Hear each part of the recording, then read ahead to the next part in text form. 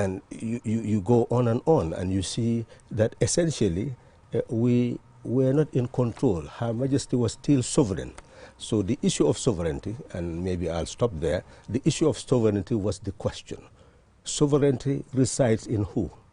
Under the 1965 Constitution, sovereignty still resided in Her Majesty, who had a Governor General who, under the 1965 Constitution, became also part of the House of Representatives. If you say the House of if you have the Parliament constituted Her Majesty and the House of Representatives, and the Governor General could actually prorogue Parliament, and Cabinet was there to advise the Governor General. So essentially we said, under the 1965 Constitution, we are still a constitutional monarchy and not a republic.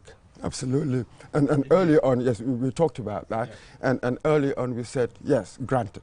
Yet in 1965, was it October or November, when we went to the people to ask them whether they wanted a republican status, they said no.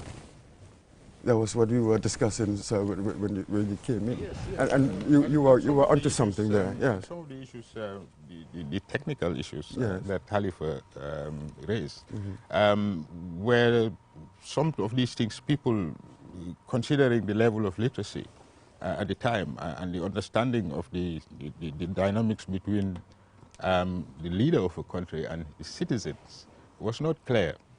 And so it was difficult it was rather easy for people like the PSGIs and the UP to convince people that it may not have been time yet to sort of, take full self-determination and decide the destiny of our own country. But that may have been one of the causes of the failure of the first attempt at independence, full republican status.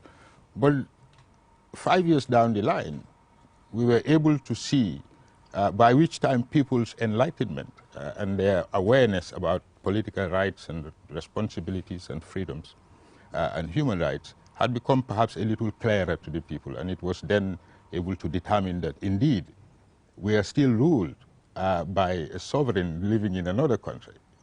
Does that really give us full independence? He was ruling through a governor general who was appointed and not elected by the people. How much of self-determination is that? And so these questions became very pertinent at the time. And that is why I believe, to a large extent, contributed to the success of the second attempt in 1970. Absolutely. So to you, Honorable, the 1965, the first attempt failed because people were not conscious, didn't understand what that meant.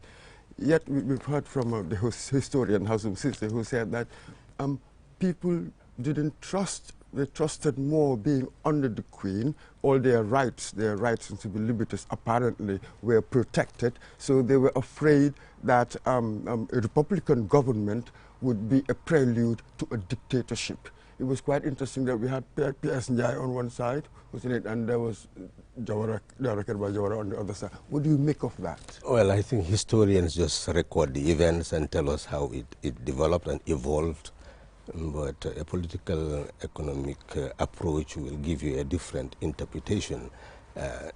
24, the British said that we were not educated enough, political thought was not mature enough. That is why they rejected the demand for elected representation. When Edward Francis Small was very mature, and eventually they pushed them, 1929 strike, 1930, they start giving elective representative in the council. By 1947, elective representative in the legislative council. This was out of the demand of a conscious Gambian people. If you follow the history, you will see that we did not attain all this on a silver platter. 1961, you all remember M.E. Jallo, the whole workers' union demanding for more wages. They had that strike, and in 1961 January, the colonial administration was so threatened that it had to see the union as the biggest threat to the colonial order. And of course, Jawara took the cue in March and decided, no, I will not accept P.S. Njai being the chief minister. So now we must move. And it led to constitutional discussion in 1962. So the whole evolution of the country was a conscious evolution from Edward Francis Small.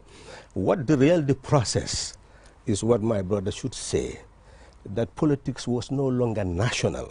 It became centered on individual interests.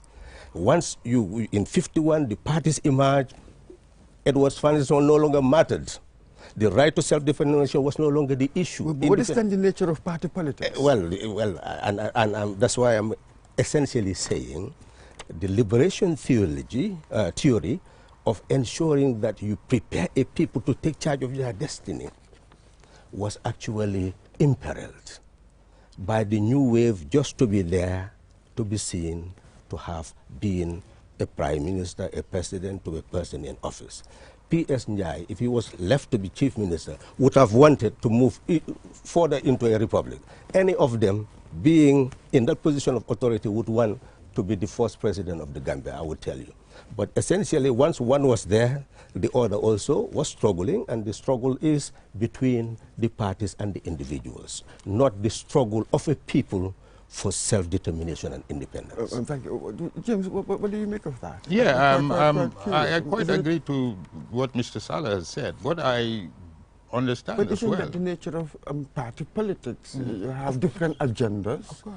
So some of them you may coordinate in some areas or cooperate in some areas and diverge in others. Divergence and confluence of ideas. Like we saw with the independence negotiations and the Lancaster House, that it was the coming together of all political parties and actors at the time, including the Workers' Union, who went to Lancaster House to negotiate on independence. So here we have a situation where they were all together because they have a common agenda. Of course, when independence was attained and there was this continuing political struggle and tussle, as normal political parties would do, put arguments and oppose or propose policies.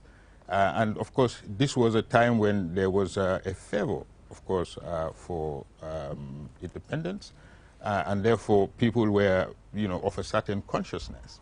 But the political parties had different agendas, and one of the protagonists of this, political situation was, of course, P.S. Njai, who, as first minister, was then able to convince the people that it was still not right for our independence.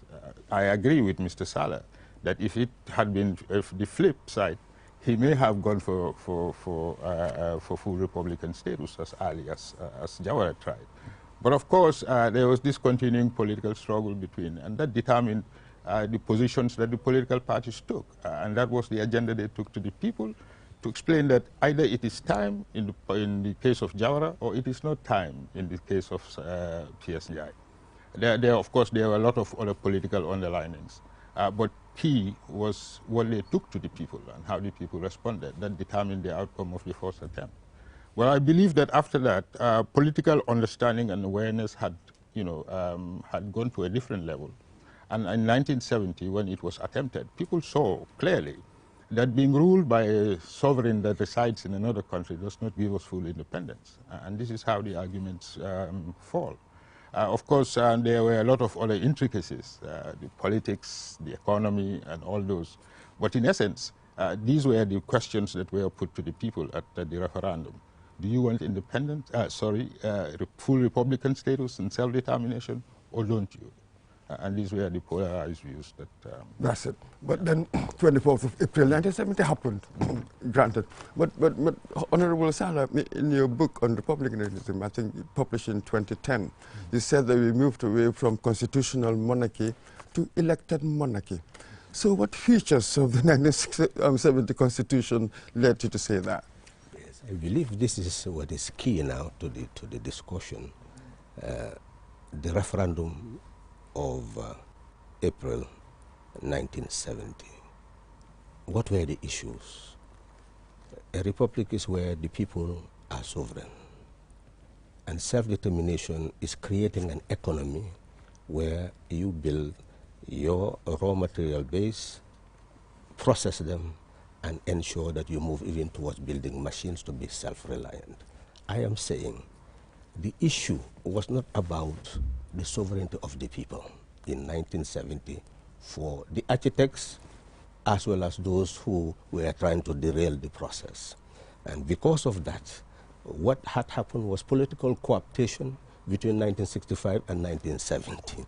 You will see that Jawara was very sophisticated in terms of political cooptation. Many of the elements who opposed him, who had won in the regions, were being accepted in the PPP and given ministerial posts. So at the end of the day, didn't people show their sovereignty in their votes? Well, we are agreeing on one fact, that the country had grown beyond constitution and monarchy. That's what I'm trying to emphasize. That people have started living with, somebody who is there as prime minister. The colonial administration was no longer interested. Ghana had become a republic. Sierra Leone had become a republic. Nigeria had become.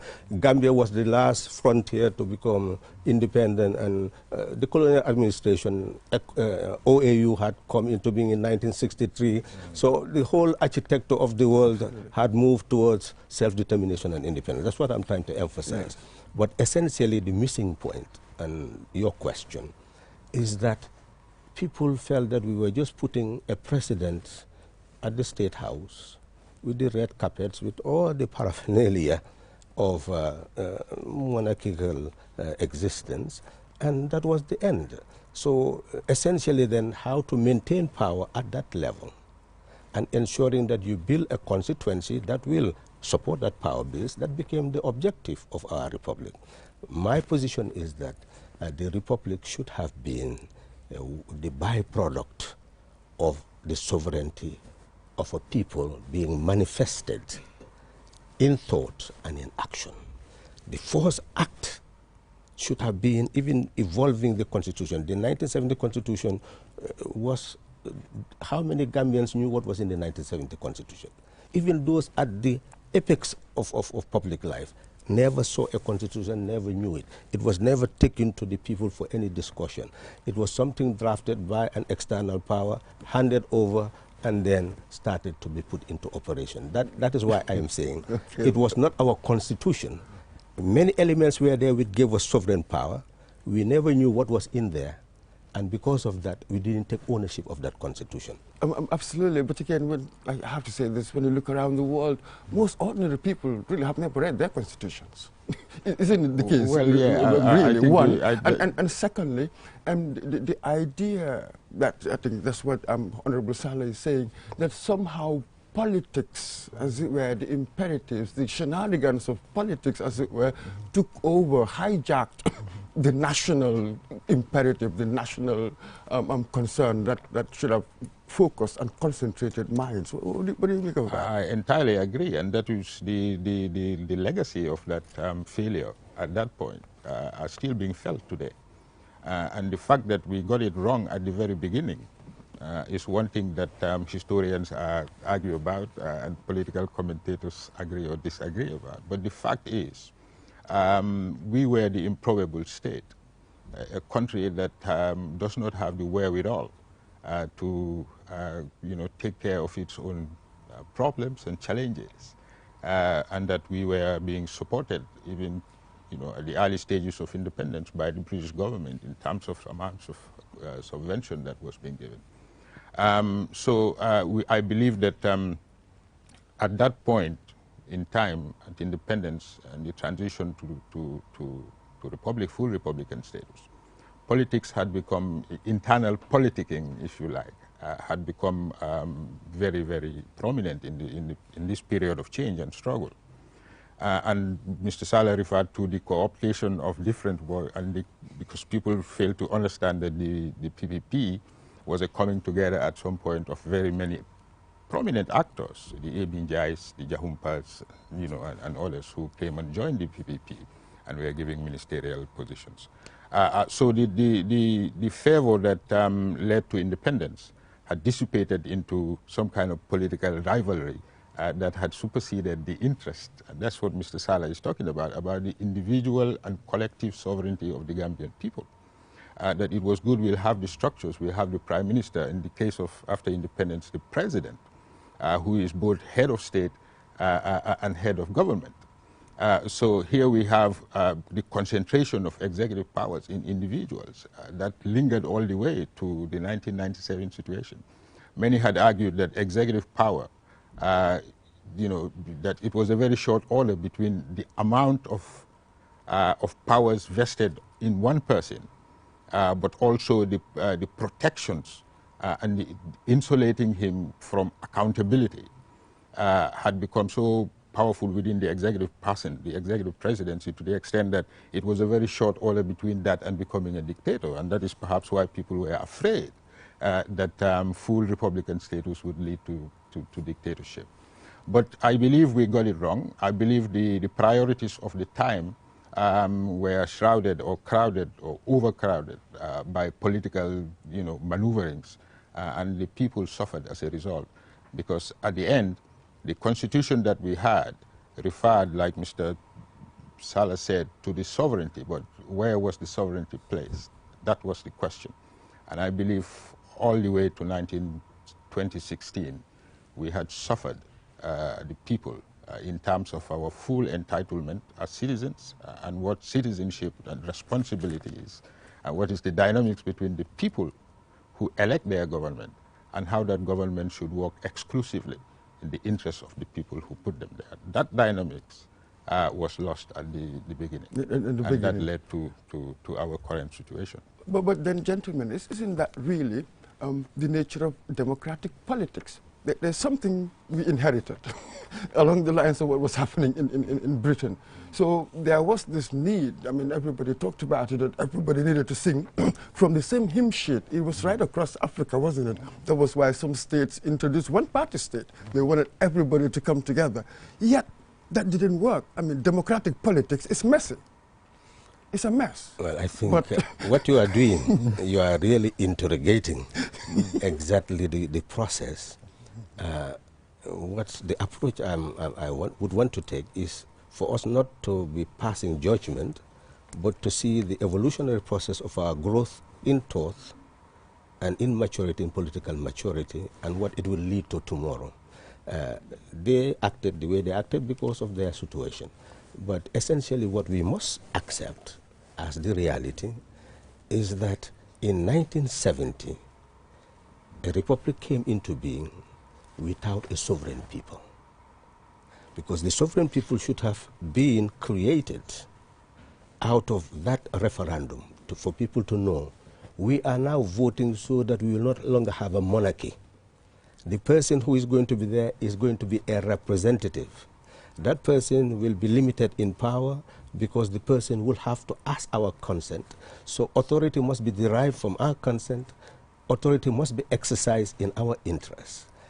I can guarantee you that if the campaign for the Republic was based on that throughout, you would have raised a conscious Gambian people who will not be voting for a PS Njai, a Jawara, or a Jessify, but a conscious Gambian people who are voting to ensure that authority is derived from them and is exercised in their interest. That would have built the democratic foundation that we still lack all over the continent, that you are lamenting that is this not politics? Yes, it is politics, because even at this very moment, we have not reached that level of democratic growth, the democracy of the Republic, the democracy that makes power to be owned by a people and exercised only on their behalf, in their interest. We have not reached there, and we must reach there. Absolutely, but I'll have to ask this. Let me ask you, James. Don't you think that before we can reach that kind of democratic or political consciousness, wouldn't, for instance, education levels have to go up? Isn't that a much slower process, one might imagine? Well, I mean, the question has been asked several times, I suspect, and I think that this question about the awareness level of the Gambian citizen at the advent of independence or Republican status was a determining factor of how people perceive politics and the relationships. Mr. Salah is, is trying to draw us a picture of the actual processes, the reasons, as it were, why things happened the way they did. I'm trying to just give a broad picture of how it was at the time in terms of people's understanding. Look, Gambia has suffered, as so many other African countries, from the residual effects of feudalism. and we know these things happen, and that even now, our level of consciousness, you go around the country and you hear people tell you, they vote for individuals, they don't vote for programs and parties that represent the broad general socio-economic interests of the people. They are more, Gambians are more inclined to vote for individual political actors than for what their manifesto says they're going to do for the interests of the people. So these residual feudal issues still cloud our judgment, our politics, and the dynamics and relationships between the political parties, the political actors, and the people generally. So the question of sovereignty really, for me, is a constitutional question. Insofar as people have political sovereignty, we have now, since 1997, in fact, since 1970, the Constitution of 1970 may not have been drafted exclusively by Gambians, by the Gambian people. But now we had the opportunity in 1997 to do that. We did. We emphasized specifically and prominently on the question of sovereignty. In the very early openings of that constitution, that sovereignty lies in the people. And for us to understand that, it was the responsibility of governments to ensure that that practice is actually implemented, that it is taken away from the constitution and practicalized in terms of how you educate people, in terms of how you provide for individuals, in terms of how you bring them to the table of national decision making, where people are able to express their will and freely in a democracy. So the question of sovereignty still lingers. Where does it reside? We have seen very powerful presidents over the period here who didn't really care about constitutions, quite frankly, and was a law unto himself. That, again, is an example of the misplaced priorities. The dictatorship that we feared at the very beginning had manifested itself because the systems didn't prepare the people to understand where their powers lie and how much power they control in a democracy.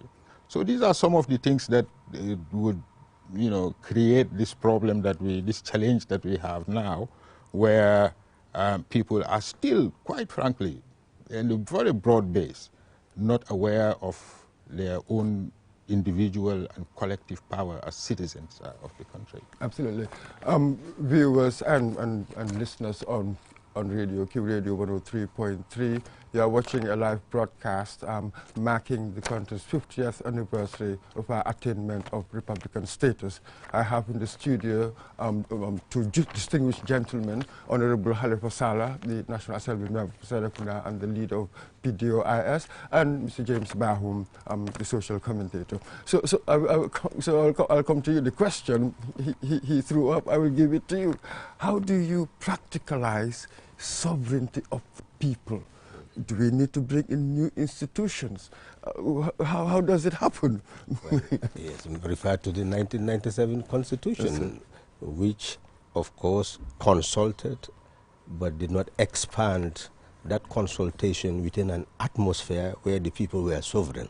So therefore, they were restricted in their horizon in considering what a constitution was. But you've raised the question, wouldn't you need that literacy before you can build democracy?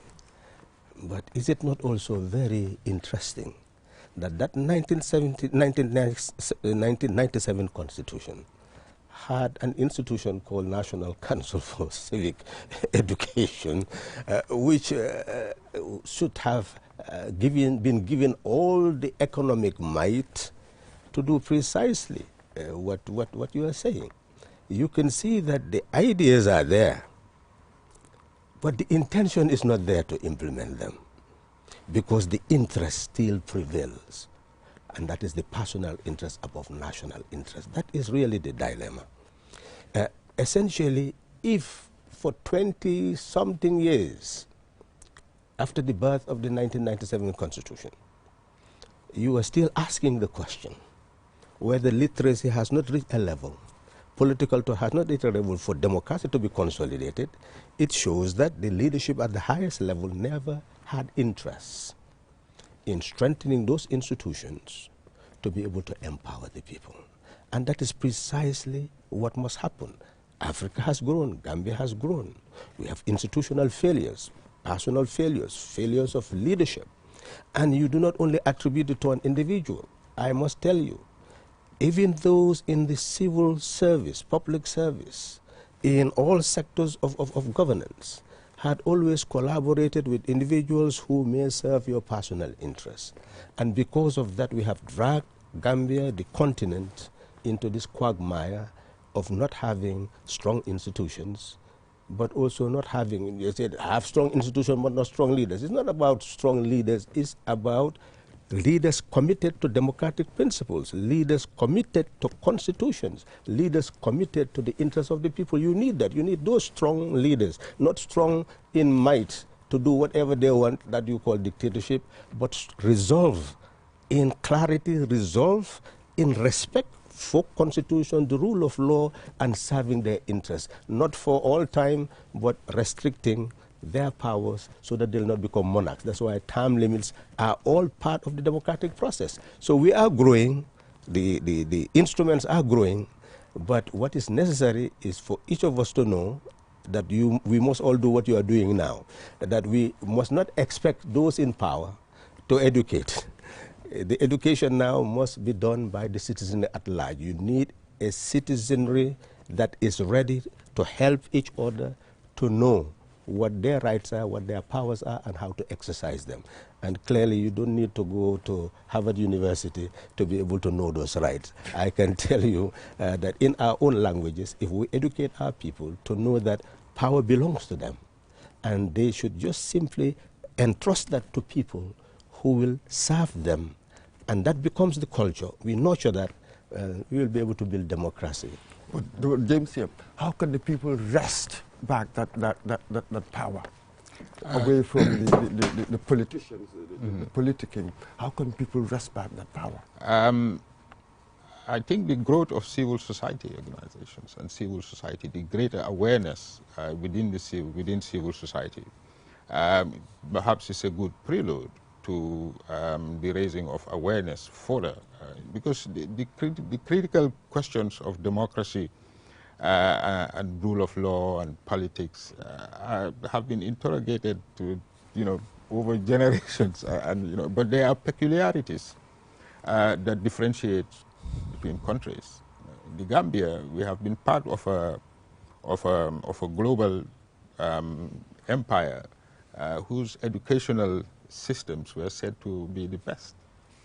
But we see that in the colonies, the way that they educated people at the time was geared towards exploitation, both human and material. But I am saying at this stage, currently where we are, the way to really take back that power and educate individuals, citizens, and communities around the world is being done by civil society organizations. It's been done by political parties.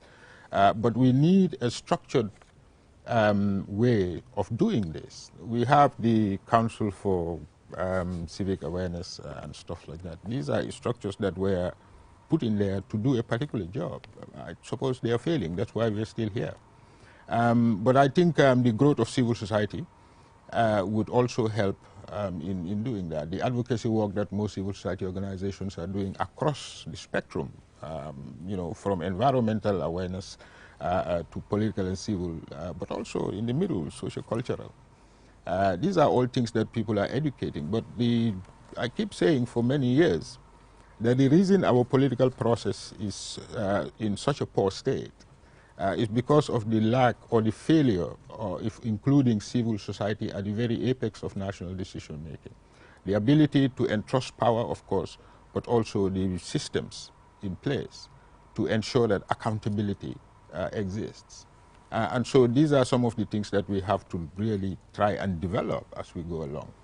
In this new dispensation, there are no limitations to what Gambians can achieve. We have a new draft constitution that is, has been published. For us to now look at it in a way that would help us define our trajectory from here onwards. The people's, of course, it will be taken around the country, I suppose, as 1997 was done, but we must insist on certain basic values and of the relationship of the individual to government and how the individual citizens collectively, but also individually, must relate to government and what government's role is. These are things that we take for granted that we know, but in effect, looking at the way we still think in our very silo, myopic way of looking at politics. I'm not trying to just wipe everybody with a black brush or white brush, but I'm saying the lack of literacy, the lack of education at the very bottom of our system is really holding back our democratic advancement, and that needs to change. But civil society, as much as the political parties and government, will come together to agree on certain basic facts and take this country forward in terms of educating its people to understand the dynamics between government and the citizen. Absolutely. But here, Honorable, I'll have to say this. The problems that we've diagnosed here, we've seen it the whole continent, haven't we? Over time, even go to Britain, for a long time they said that, in fact, Northern England was the first colony of Britain, the working classes. In other words, for a long time, reformers, political reformers, would always fight the corner of the ordinary person, ever since. Yet, to me, it's beginning to seem as if what they want, the kind of reforms, how you want to bring down the leaders, I think it's sort of utopian. There are some people who call it utopian, that degree of popular participation, that degree of egalitarianism, perhaps that is a bit utopian. What do you make of that? Well, we can only look at reality as it is, and the reality is that we became a monarchy and eventually became a republic. That a republic is a reality, and me and you will have our voters card and we'll go vote. That is a reality. So we are not dealing with utopia. I do vote, you do vote, or you do have the power to vote, and we vote for people. That is power. The former president was there, who was more powerful than him. On the 2nd of December 2016, they say he's gone. So that is power. So we are not talking about utopian concepts. We are talking about real concepts. In fact, what is utopian is to believe that the people are not powerful. What is utopian is to believe that the people cannot reach a level of awareness where they know what their interest is and where they will go and vote for people who will serve their interests. I think we are dealing with two entities, the state and the people. And the state must be occupied by someone. So if you do not have people who are really committed to serve the people, then the people will distrust politics and they'll return to their shells. I agree with you. That is the situation in the world. But that is not a permanent situation because it's not leading us to development. It is not leading us to greater liberty. In fact, it is leading to greater poverty. So in essence then, that is not a state that is possible to maintain. And that's why we must now search for the type of situation that could be maintained.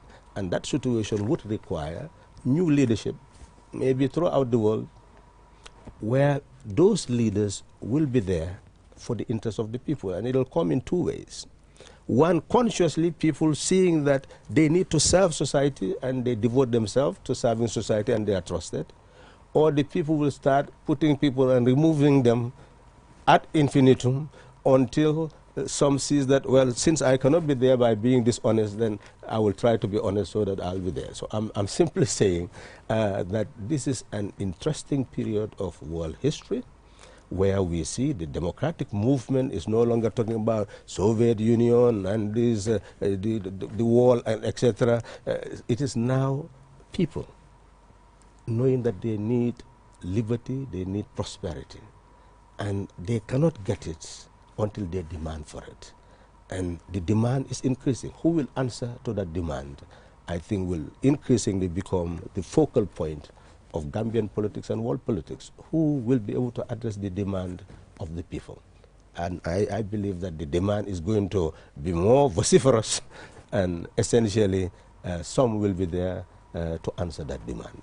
So I have hope for the future. Absolutely. And James, yes, I mean, the world has changed. That bipolar, east, west, it's all gone now. So we're having to redraw the fault lines. And particularly now with the coronavirus, most African countries now, it hasn't really spiraled out of control as we've seen in other countries. But again, we are becoming exposed to weak health systems, all the games that we were playing. Now we're faced with an existential threat that has really exposed really the paucity of their performance in many ways. Indeed, and I think if we just hop back for a little bit to 1970, 24th of April, which we are celebrating today, we'll find out that we'll ask the question then, how self-determined were we? Where were we in 1970 to create a better standard of living, to create a better Gambia, to create a responsive government and a sovereign people? Where did we go wrong? Where did we lose all that favor that led to 1970? I would say that we were a bit overwhelmed, perhaps, by the trappings of government, and the priority was for power and power for itself. And that is perhaps why we fail to see that our hospitals, our schools, our workers, people who get up every day to eke out a living, were supposed to be the priorities. But the trappings of government, the desire for personal and individual power, extend that to clan power and all that. This question of why do people wake up to go and vote? Is it for the individual or for the country and a party that will represent their interest? And these are some of the questions that, is all over social media. From last year, I followed these questions, these arguments, and these discussions. I believe that what we need to do at this stage in Gambia, given we are still in this change agenda from 2016 to now, is to call for a national dialogue of all sectors of the country and the people. Gambia needs to sit down and have a big conversation. We have now seen the weakness and the failure of investment in the right sectors of government that would uplift the lives of the people. Education, health, these are the two key areas in which just demonstrate the utter failure of our governments over the period. Now we are scrambling around. People are trying to come together into collectives to help the process, to ensure that we, one, mitigate corona and contain the virus, ensure that the people live healthy. But it does not fail to direct our attention to the fact that the reason why we are all up in arms, as it were now, we're looking at a hospital and health infrastructure that is very weak and fragile, and we are afraid it may not be able to help us in this corona system. Thank you very much. We've come really, they keep telling me time, we've come to the end of the program really. So the new draft constitution, let's hope there, sovereignty taken back to the people? Well, I think it's very clear that the corona has brought everybody together again to see the importance of self-determination, all borders closed. A constitution is an instrument. We're not discussing about it. We're not debating about it. Civil societies are not moving about educating people about the constitution. It's like political parties are beginning to look at the constitution, what can I derive from it and how does it serve me? Gambia is undecided. We were told that Gambia was decided on the 2nd of December 2016, and today an instrument is there. Have we really decided? We have not. So, but the healthy thing is me and you, him, being able to sit down and talk to our people. And the conversation is what is necessary. Yes, national dialogue, but what I see, the Gambia I see, schism. Everybody has already taken a poll. They have built their parties. Even the president has built a party, even though the original objective was a transitional issue. So really we have still the parties of the 1960s, 70s, and they will come, they will appeal to the people. But I hope underneath all this, with the corona, each of us will sit back and ask ourselves the question, have we achieved the aim for which the Gambian people struggled since the era of Edward Francis Small, in order to ensure that we become sovereign, and by sovereignty residing in us, that we exercise that sovereignty to have leaders who will serve our interests, that power for no other purpose but to serve the public interest. Have we reached there? No. Should we think about it? Yes. Should this be the occasion now for each of us to take stock? Yes. And I think if we do that, this anniversary will have meaning as we wish it to have meaning. Thank you very much on this Republic Day. That's food for thought. And for today, everybody will come together and mark the occasion. Thank you very much, gentlemen, Mr. James Bahum and Honorable Halifa Sallah, for joining us on QTV today to mark the country's 50th anniversary of attaining Republican status. And thank you very much, viewers, for joining us, and listeners, because we've been on Q Radio as well. Until next time, thank you very much. Bye-bye. Thank you very much.